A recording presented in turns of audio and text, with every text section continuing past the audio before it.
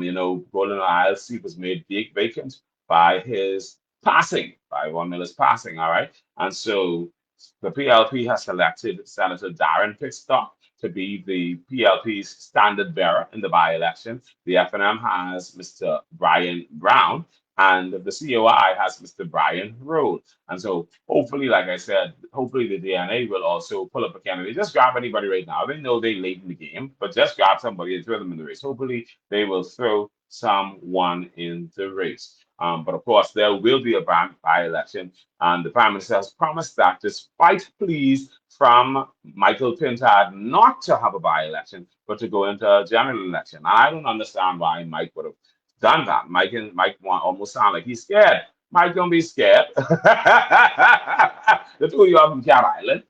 It is what it is. Even if you can't let go, you can't be scared, Mike. Now I know that there may be a challenge with funding for the FNM, whereas the PLP has just signed themselves into more funding with the selection of Sebastian. But we can talk about that later.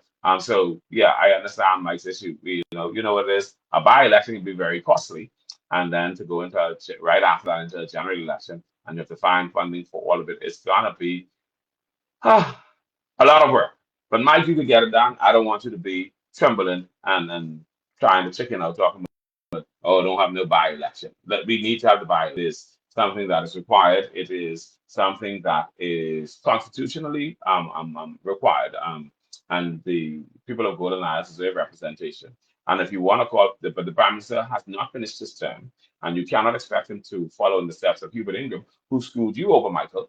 And so I said, you cannot expect Philip Brave Davis to follow in the steps of Hubert Minnis, who screwed you over, Michael, and cut your term by 9 months, not giving you time to campaign properly and causing you to be on the defeated side of the House, the opposition.